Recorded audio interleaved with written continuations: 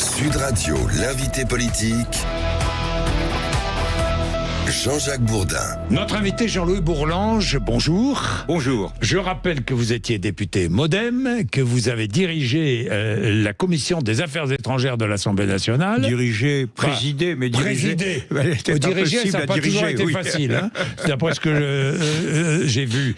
Et vous êtes membre du bureau exécutif du MoDem, le parti de François Bayrou. Il faut le rappeler, hein. Toujours membre du bureau exécutif. Je suis fidèle à mes amis. C'est pas une activité à temps plein. Non, ça j'imagine. Jean-Louis Bourlanges, mais vous êtes un grand spécialiste de géopolitique et de politique étrangère, donc on a besoin de vous pour analyser et comprendre ce qui se passe au Moyen-Orient. Alors, regardons les derniers développements. Donald Trump annonce un cessez-le-feu. Et il insiste.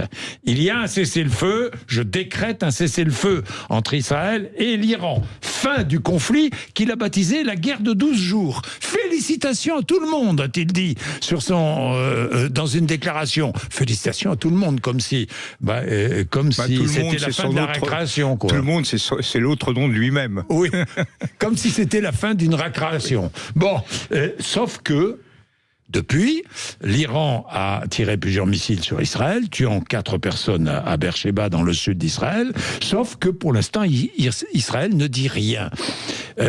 Cessez-le-feu ne veut pas dire fin de la guerre, hein, Jean-Louis Bourlanges. Écoutez, cette affaire est depuis le début placée sous le sceau d'une ambiguïté profonde.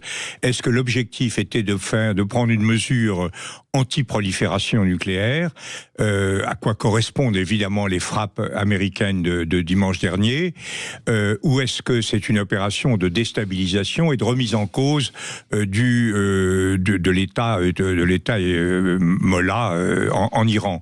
En réalité, tout ça se discute, mais Trump, dans cette affaire, a été assez évidemment manipulé très très brillamment par Netanyahou. Netanyahou a vraiment utilisé au maximum les créneaux dans lesquels il était pour casser tout un ensemble de mesures, notamment des dispositions qui étaient engagées par Trump de négocier avec l'Iran.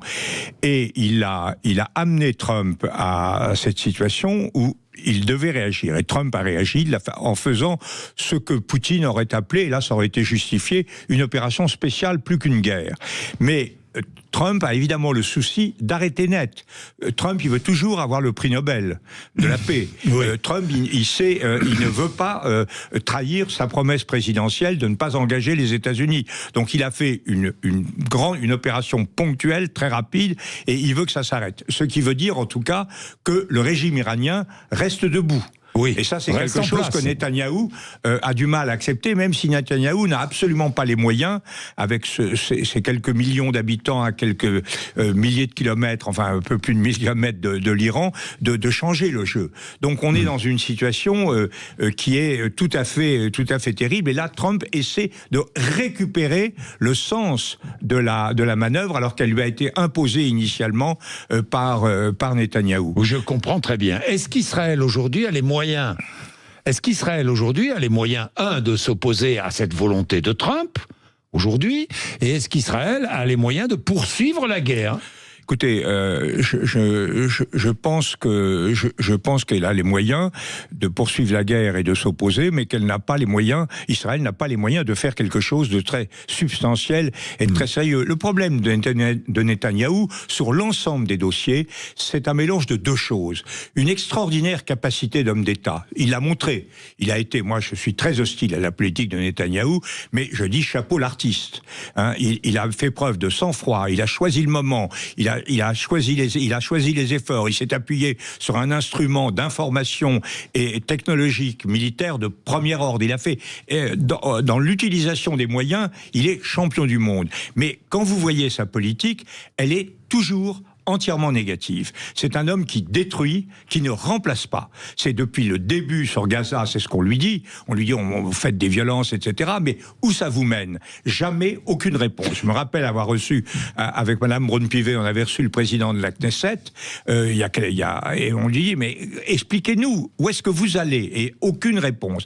Là, sur le Hezbollah, sur le Liban, il a effectivement déstabilisé le Hezbollah, parce que tout le monde est heureux de ça, en réalité. Oui.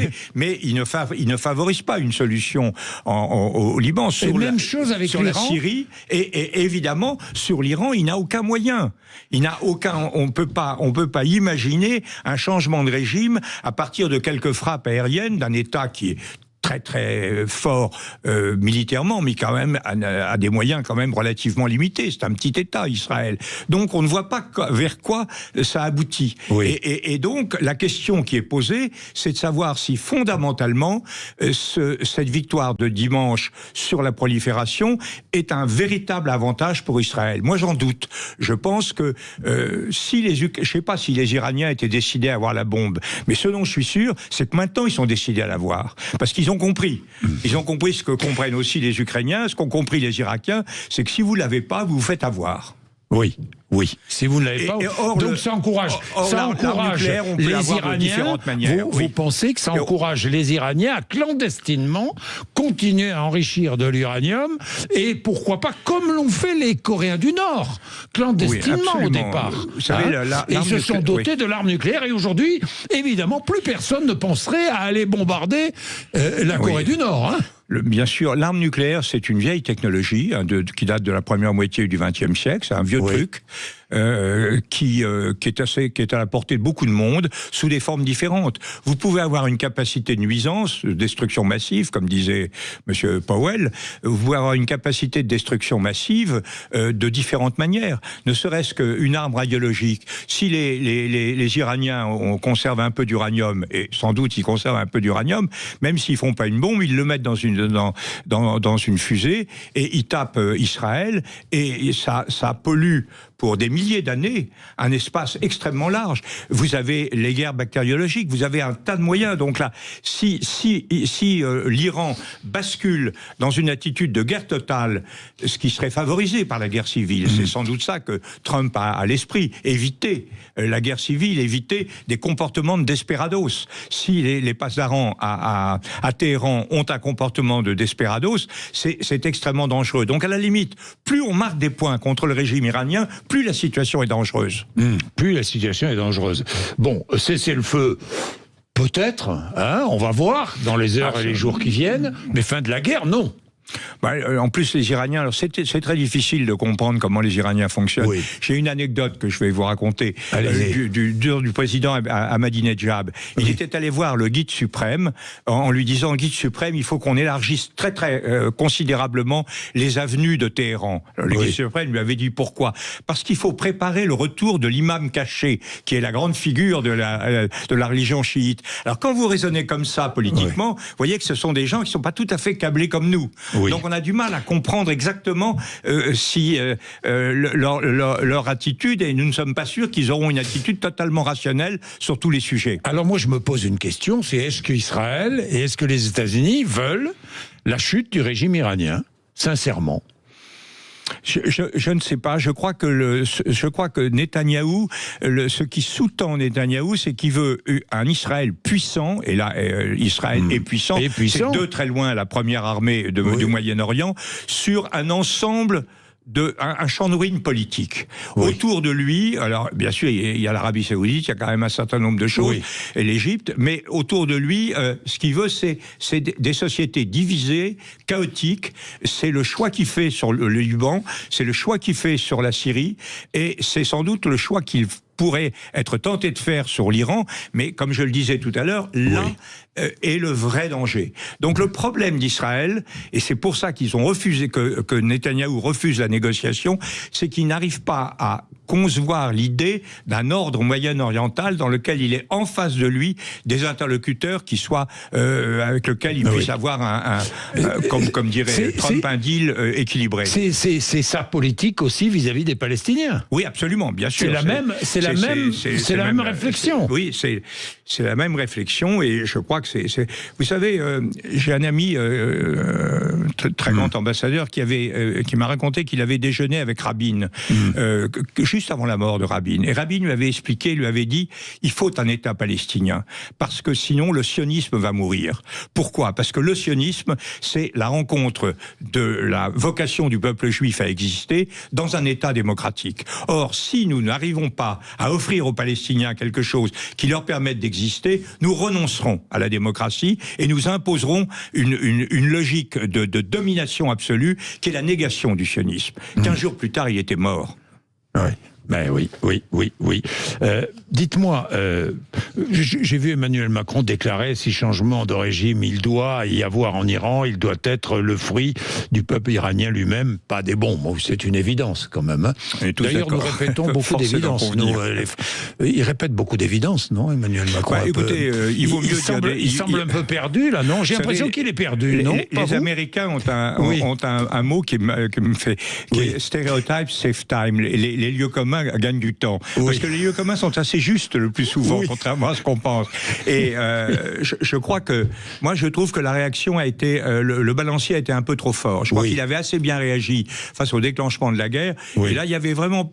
Je trouve qu'un communiqué disant qu'il est regrettable d'avoir précipité cette solution alors même que la voie de la négociation n'était pas épuisée, et même que les chances de la négociation étaient renforcées par ça il faut le reconnaître, par l'attitude israélienne, parce que les Mollahs voyaient leurs cartes se réduire, et donc Trump et Israël avaient des cartes en main beaucoup plus fortes pour une négociation. Je pense qu'un communiqué de cet ordre aurait été dans la grande tradition française, la grande tradition de respect des équilibres au Moyen-Orient, la grande tradition d'un minimum de respect du droit international, qui est le grand vaincu de tout ça. Tout le monde s'en fout. Tiens, bah oui. Bah dites-le. Est-ce que le droit international existe encore? Non. On pense que quand Israël avait détruit les centrales de Irak, ça avait été immédiatement une condamnation des Nations Unies, unanime, le Conseil de sécurité unanime. Personne n'avait exercé son droit de veto. Et quand vous voyez là que tout le monde s'en fout, qu'on propose de détruire un chef politique comme l'imam Khamenei, qui évidemment n'est pas la personne la plus regrettable qui soit. Mais quand on envisage, alors, sans se soucier de savoir si c'est le moins du monde conforme à la légalité internationale, c'est inquiétant. C'est vraiment inquiétant. Remarquez, de voir le retrait de toutes les normes. On est habitué avec Vladimir.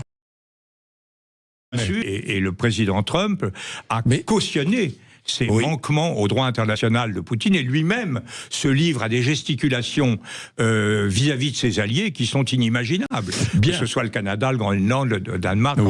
Alors on justement, est dans une situation très encore bizarre. la transition est toute trouvée, puisque c'est le sommet de l'OTAN aujourd'hui, ouverture de ce sommet de l'OTAN. Est-ce que nous sommes condamnés à attendre et à suivre les choix de M. Trump? Là, je crois que nous, Français, le président de la République trace la voie. De ce point de vue-là, on dit des choses très raisonnables, à savoir que l'équilibrage au sein de l'OTAN est nécessaire et qu'on doit faire plus d'efforts. Trump a raison de le demander, mais on ne le fait pas pour obéir, on ne doit pas le faire pour obéir à Trump, mais pour obéir à nos objectifs de sécurité, et que ça implique aussi, à partir du moment où l'OTAN cesse d'être une sorte porté par un consensus idéologique, parce qu'on voit bien que sur les valeurs démocratiques, les Américains s'éloignent, il faut aussi se donner les moyens de l'indépendance. Or là, on se réunit, on en convient, on se réunit, il y a convient qu'il faut faire des efforts de défense, mais alors, dans nos budgets. Crois que ça ressemble vraiment à l'opéra. Et puis il y a des pays qui rechignent. Marchons, et tout le monde reste immobile. Oui, c'est vrai. Et ce qui m'inquiète dans ce qui s'est passé, c'est évidemment le sort de l'Ukraine. Parce que Poutine en profite pour bombarder à tir-larigot l'Ukraine. Trump, qui méprise les Européens, va les mépriser encore un peu plus, parce que de toute façon, il est auréolé d'une victoire qui s'adresse d'ailleurs à lui-même, de félicitations qui s'adressent à lui-même. Les Européens, c'est pour lui quantité négligeable. Or, nous sommes les seuls vrais protecteurs des Ukrainiens, ce qui est inquiétant pour les Ukrainiens, parce que nous manquons quand même vraiment de ressort, de dynamique. Bon, parlons du Premier ministre François Bayrou, que vous connaissez bien. Dites-moi, François Bayrou a fait un peu du Trump, là. Il a forcé un peu la main. Fin du conclave hier, ça ne marchait pas. Il s'est dit, allez, on est tout près d'un accord, tout proche d'un accord. On va essayer de réunir une dernière fois dans mon bureau tous les partenaires sociaux pour essayer de faire en sorte que ce conclave aboutisse. C'était une bonne idée, d'ailleurs, ce conclave. Moi, je crois que d'une façon générale, François Bayrou estime que la France ne peut se redresser économiquement sans un accord désaccord assez général des forces sociales, des forces syndicales, notamment de la CFDT, qui s'était mis sous la houlette de M. Berger un peu en marge du jeu et qui s'est réintégré dans le jeu grâce à l'actuel secrétaire général de la CFDT. Je crois qu'il a raison. Il a raison. On ne peut pas. On a d'immenses efforts, d'immenses, non pas sacrifices, mais d'efforts budgétaires à accomplir qui vont toucher tout le monde. S'il n'y a pas un minimum de consensus au sein du pays, on n'y arrivera pas. Donc il pousse au maximum l'idée que il faut arriver à un accord. Il a proposé le conclave. Bon, manifestement, Léon XIV n'en est pas sorti de ce conclave social. Non. Plutôt, les fumées sont toujours noires. Oui. Mais il essaie d'aller jusqu'au bout. Mais ce qui est frappant, moi, ce qui me terrifie comme observateur un peu dégagé de la politique quotidienne, c'est le contraste entre, depuis la dissolution, entre les exigences fondamentales qui pèsent sur le pays en termes de redressement économique, en termes de redressement budgétaire, en termes de menaces géopolitiques, et puis ce misérable chemin de politique intérieure où on se demande si la moitié des socialistes va voter la censure. Et on est dans un irréel total à l'Assemblée nationale, et pas forcément parce que les députés sont plus irréels que d'autres, mais parce que cette Assemblée est divisée. Ce que Bayrou essaie de faire, c'est très difficile, c'est de remettre les gens ensemble. Manifestement, alors ça justement, si François Bayrou échoue là ce matin, est-ce qu'il doit partir? Est-ce qu'il partira? Écoutez, je pense... Moi, vous le connaissez bien. Je le connais bien, mais je suis très, très éloigné de sa pratique quotidienne depuis qu'il est Premier ministre. Je le rencontre de temps en temps à titre personnel, on a échangé, j'ai des relations très étroites avec lui, mais je suis absolument pas associé à l'action. Donc je peux pas, je vous parle, j'en sais pas plus que vous, peut-être moins. Mais en tout cas, je crois que logiquement, quand on voit ce qu'il fait, logiquement, c'est à l'Assemblée de prendre ses responsabilités. Et de le censurer ou pas? De le censurer s'ils le veulent, mais je dis que les socialistes sont quand même... Tout dépend des socialistes, bien sûr.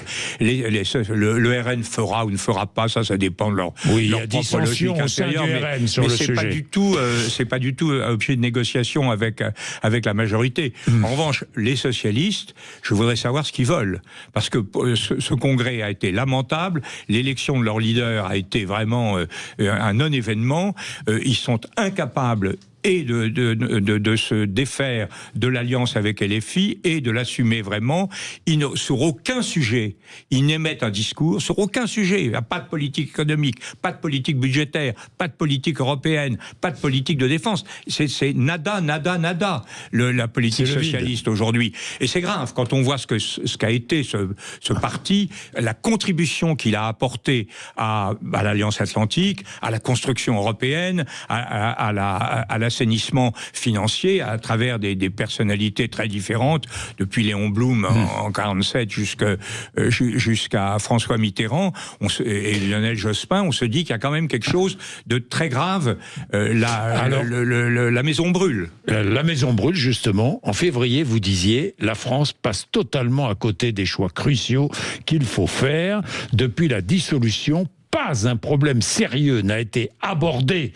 La France décline. La France est sur le déclin. Je crois que la France, on a des atouts, on les voit, mais on a quand même un retrait fondamental. Il y a un livre qui paraît sur le défi de l'Asie actuellement, qui est écrit par un ancien ambassadeur et une chercheuse qui est très remarquable. Et quand on compare la situation des Européens, et les Français sont largement des Européens aggravés, si je puis dire, par rapport à l'Asie, c'est saisissant. C'est saisissant de voir à quel point nous avons en 30 ans perdu la main, reculé sur tous les plans. Et ça, il faut... Alors, il y a des gens qui sonnent le tocsin, comme Mario Draghi, par exemple. Là, aujourd'hui, je vois que les banquiers américains le font aussi.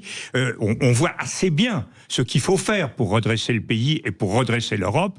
On le voit, on le dit, mais on le fait pas. Mais on le fait pas. Il y a un homme qui veut le faire, puisqu'il annonce ce matin sa candidature à la présidentielle et la création de son parti, la France humaniste, Dominique de Villepin.